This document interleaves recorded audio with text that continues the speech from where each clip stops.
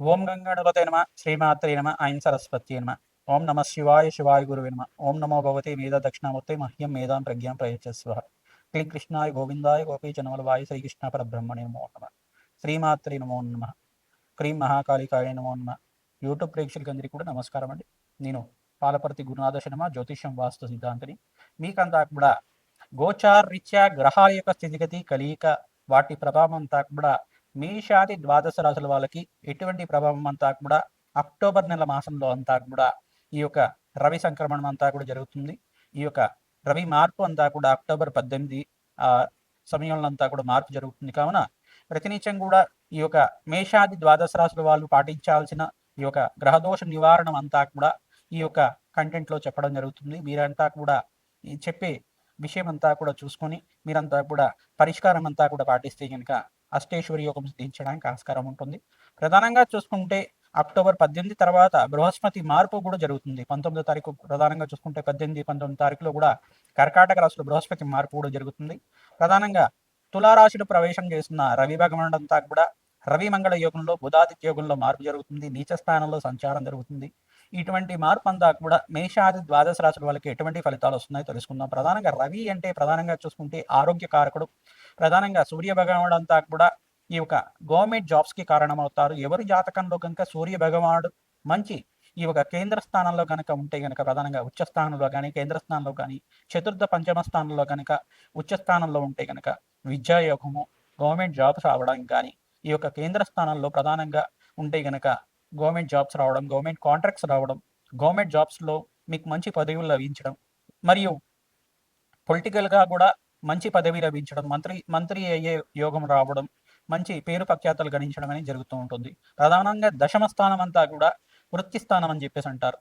ఈ యొక్క వృత్తి స్థానంలో కూడా ఈ యొక్క సూర్య భగవానుడు మంచి స్థానంలో కనుక ఉంటే కనుక అంటే మిత్రస్థానంలో యోగిస్తారు. ప్రధానంగా సూర్య భగవానుడు అంతా కూడా అత్యంత యోగకరంగా మారడానికి ఆస్కారం ఉంటుంది. ప్రతినిత్యం కూడా ఎవరైతే కనుక సూర్య నమస్కారాలు ఆచరిస్తూ ఉంటారో సంపూర్ణమైన శరీర ఆరోగ్యం లభించడానికి ఆస్కారం ఉంటుంది.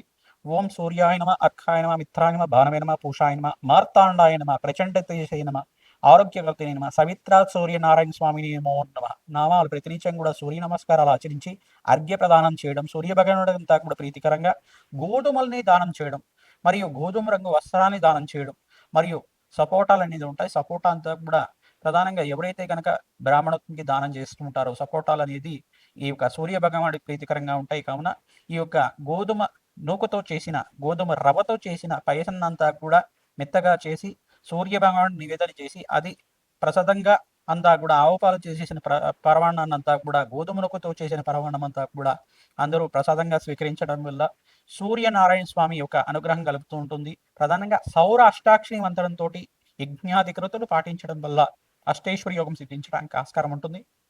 ప్రధానంగా ఇక్కడ చూసుకుంటే కమలాత్మికాయై నమః మహాలక్ష్మి ఆరాధన చేయడం వల్ల సకల గ్రహదోష నివారణ చేయడానికి ఆస్కారం ఉంటుంది. అష్టేశ్వరి యోగము అదృష్ట యోగం సిద్ధించడానికి ఆస్కారం ఉంటుంది.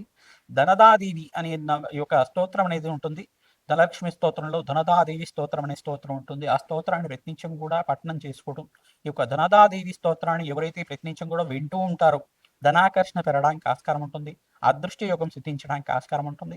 ప్రధానంగా అదృష్ట యుగము విశేషమైన విపరీత రాజయోగం సిద్ధించడానికి ఈ మాసంలో అక్టోబర్ నెల మాసంలో అంతా కూడా 18, 19 తర్వాత ఈ యొక్క మేషాది ద్వాదశ రాశులకి ప్రధానమైన గ్రహాలంతా కూడా మారడం, ప్రధానమైన 2 గ్రహాలంతా కూడా రవి భగవానుడు నీచ స్థానంలో సంచారం చేయడం, ఇక్కడ శుక్ర భగవానుడు కూడా కన్యారాశిలో ప్రవేశం చేసి కన్యారాశిలో కూడా నీచ స్థానంలో సంచారం చేయడం జరుగుతుంది.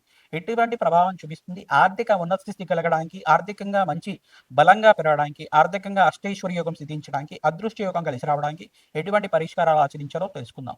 మకర రాశి జాతకులకి విశేషమైన పుణ్యయోగం సిద్ధించడానికి అక్టోబర్ నెల మాస ఫలితాల్లో భాగంగా విశేషమైన పుణ్యయోగం సిద్ధిస్తుందా లేదా, ఏ రకంగా సిద్ధిస్తుంది అనేది తెలుసుకుందాం. ప్రధానంగా చూసుకుంటే అక్టోబర్ నెలలో అక్టోబర్ 18వ తారీఖు రోజున రవి మార్పు అనేది జరుగుతుంది. బృహస్పతి మార్పు కూడా 19వ తారీఖు రోజున 18, 19 తారీఖు రోజున కర్కాటక రాశి ప్రవేశం చేస్తున్నారు.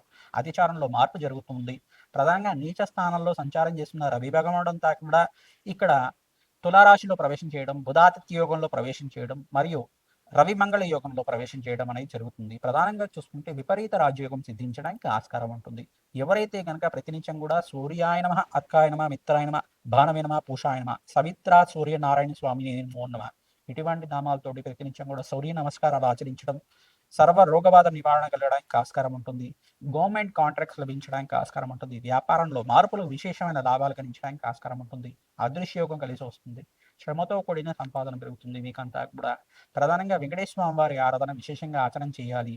వెంకటేశ్వర స్వామి వారి దేవాలయంలో విశేషంగా మీరు అన్నదానం ఆచరించడం, అమ్మవారి దేవాలయంలో వస్త్ర సమర్పణ చేయడం, కుంకుమార్చన చేసుకోవడం, కుంకుమతోటి, పసుపుతోటి, సుగంధమైన ద్రవ్యాలతోటి, నారికేల జలంతో అభిషేకాది కార్యక్రమాలు చేసుకోవడం, చండీ హోమాది కార్యక్రమాలు ఆచరించడం వల్ల విశేషమైన పుణ్యయోగం సిద్ధించడానికి ఆస్కారం ఉంటుంది. రాజశ్యామల యజ్ఞాధికరితలు ఆచరించడం వల్ల రాజయోగం కలిసి వస్తుంది. మాసాంతంలో రాజయోగం సిద్ధించడానికి ఆస్కారం ఉంది.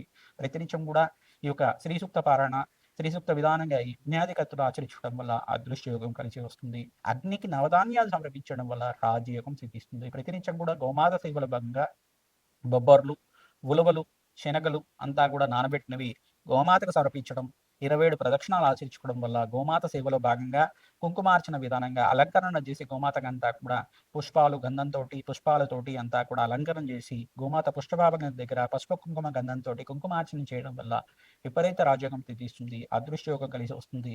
ఈ యొక్క దానాల్లో కార్యక్రమాల భాగంగా రవి భగవాను ప్రీతికరంగా ఈ యొక్క గోధుమలు దానం చేయాలి. బృహస్పతికి ప్రీతికరంగా మీరంతా కూడా సప్తమ స్థానంలో ఉచ్చ స్థానంలో సంచారం జరుగుతుంది కావున ఇక్కడ సప్తమ స్థానంలో మీకంతా కూడా గజకేసరి యోగం సిద్ధించడానికి ఆస్కారం ఉంటుంది. జన్మజాతకంలో బృహస్పతి కనుక నీచ స్థానంలో సంచారం చేసి ఉంటే కనుక, జన్మజాతకంలో బృహస్పతి బలం తక్కువగా ఉంటే కనుక బృహస్పతి గ్రహానికి ప్రీతికరంగా మీరంతా కూడా శనగలు దానం చేసుకోవాలి.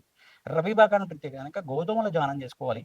ఇక్కడ నీచ స్థానంలో సంచారం చేస్తున్న శుక్రుడికి ప్రీతికరంగా, మిత్రగ్రహమైన శుక్రుడికి ప్రీతికరంగా మీకంతా కూడా ఇక్కడ ప్రధానంగా చూసుకుంటే బొబ్బర్లు దానం చేసుకోవడం, మహాలక్ష్మి దేవి ఆరాధన విశేషంగా చేయడం వల్ల, కనకదార స్తోత్రాన్ని కానీ, మహాలక్ష్మి కవచాన్ని కానీ విశేషంగా పారాయణం చేయించడం వల్ల అదృష్ట యోగం సిద్ధిస్తుంది. వస్త్ర దానాన్ని దానం చేయాలి. విశేషంగా వస్త్రదానం దానం చేయడం వల్ల అదృష్ట యోగం కలిసి వస్తుంది. విపరీతంగా కీర్తి ప్రతిష్టలు పెరగడానికి ఆస్కారం ఉంటుంది. శ్రీమాత్రేనం. మీనరాశి జాతకులకి గోచారీత్యా అక్టోబర్ నెల మాస ఫలితాల్లో భాగంగా అక్టోబర్ 18 రోజున ప్రధానంగా రవి భగవానుడు అంతా కూడా తులారాశిలో ప్రవేశం చేస్తున్నారు. రవి మంగళ యోగంలో బుధాత్ యోగంలో మార్పు జరుగుతుంది. మీనరాశి జాతకులకి రాష్ట్రాధిపతి అయిన బృహస్పతి అంతా కూడా 19వ తారీఖు రోజున ఉచ్చ స్థానంలో సంచారం చేయడం, అతిచారంలో భాగంగా విశేషంగా అదృశ్య యోగం సిద్ధించడానికి పంచమ స్థానంలో అంతా కూడా చూసుకుంటే రాశి లగ్న వశాత్తు పంచమ స్థానంలో అంతా కూడా ఉచ్చ స్థానంలో సంచారం చేయడం, వివాహాది శుభకార్యాల కోసం ప్రయత్నం చేసుకుంటే కనుక శీఘ్రంగా సిద్ధించడానికి ఆస్కారం ఉంటుంది. ప్రధానంగా మీకంతా కూడా మీ జన్మజాతకంలో బృహస్పతి గ్రహం కానీ, శుక్రుడు కానీ, ప్రధానంగా ఇక్కడ సప్తమాధిపతి అయిన బుధ భగవానుడైనా కానీ, శని భగవానుడైనా కానీ మీకు జన్మజాతకంలో దోషకారిగా ఉంటే కనుక నవగ్రహ శాంతి హోమాది కార్యక్రమాలు ఆచరించుకోవడం, ప్రధానంగా జపాల్లో భాగంగా జపాలు ఆచరించడం వల్ల దత్తాత్రేయ స్వామివారి జపాన్ని మరియు కమలాత్మిక దేవి జపాన్ని, మహాలక్ష్మి జపాన్ని ఆచరించడం వల్ల, ఈ యొక్క సుబ్రహ్మణ్య స్వామి మూలమంత్ర జపాన్ని అంతా కూడా ఆచరించడం వల్ల అదృష్ట యోగం కలిసి వస్తుంది. ఎవరి జాతకంలో అయితే కనుక దోష నివారణ కలగాలి అని చెప్పేసి అనుకుంటే కనుక వేద బ్రాహ్మణత్వంతో చెప్ప హోమాది కార్యక్రమాలు ఆచరించడం వల్ల అదృష్ట యోగం కలిసి వస్తుంది. ప్రతినిత్యం కూడా మీ జన్మజాతకాన్ని దోషాలు పరిహారాలు ఆచరించడం వల్ల మా యొక్క ఫోన్ నెంబర్కి మీరంతా కూడా కాల్ చేసి అపాయింట్మెంట్ తీసుకోండి. తద్వారా మీకంతా కూడా రాజయోగం సిద్ధిస్తుంది. ప్రతినిత్యం కూడా మీకంతా కూడా దోషాలకి పరిహారం అంతా కూడా సూచనప్రాయంగా ఈ యొక్క పరిహారం అంతా కూడా మీకు చెప్పడం జరుగుతుంది. జాతకమే ప్రధానమైన జాతకంగా ఉంటుంది కావున జాతకంలో ఉండే దోషాలు పరిష్కారం అంతా కూడా శీఘ్రంగా చేయించుకుంటే కనుక మీ జాతకంలో ఉండే అదృష్ట యోగం సిద్ధిస్తుంది. లాభాలు గణించడానికి ఆస్కారం ఉంటుంది. వ్యాపారంలో మార్పులు కలగడానికి ఆస్కారం ఉంటుంది. మీకంతా కూడా ప్రధానంగా గోచారిచ్చే మాసాంతంలో విశేషమైన పుణ్యయోగం సిద్ధించడానికి ఆస్కారం ఉంది. విశేషంగా ఎవరైతే కనుక విదేశంలో స్థిరత్వం కోసం ప్రయత్నం చేసుకుంటున్నారో విదేశంలో మార్పులు కలగడానికి ఆస్కారం ఉంటుంది. సంఘంలో గౌరవం పెరగడానికి ఆస్కారం ఉంటుంది. విపరీత రాజయోగం సిద్ధించడానికి ఆస్కారం ఉంటుంది. రాష్ట్రాధిపతి ఉచ్చస్థానంలో సంచారం చేయడం అదృష్టయోగంగా చెప్పడం జరుగుతుంది.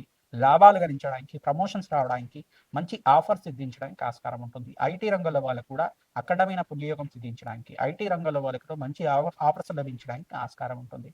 ప్రతినిత్యం కూడా అన్నదానం చేయడం వల్ల బృహస్పతి గ్రహానికి ప్రీతికరంగా మీరంతా కూడా శనగలు దానం చేసుకోవాలి. ఇక్కడ బొబ్బర్లు కూడా దానం చేసుకోవాలి. ప్రధానంగా శుక్రుడు అంతా కూడా నీచ స్థానంలో సంచారం చేస్తున్నాడు.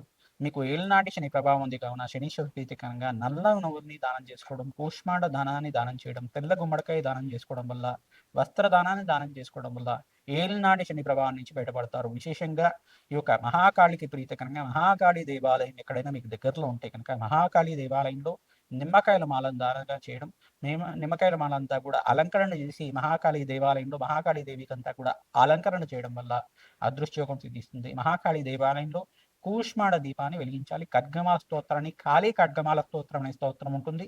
ఆ స్తోత్రాన్ని పఠనం చేసుకోవాలి. ఈ యొక్క కాళీదేవికి ప్రీతికరంగా, మహాకాళికి ప్రీతికరంగా ఇక్కడ కూష్మాండ దానాన్ని దానం చేయాలి. తద్వారా మీకు అదృష్టయోగం సిద్ధిస్తుంది. లాభాలు గణించడానికి ఆస్కారం ఉంటుంది. శ్రీమాత్రే నమః.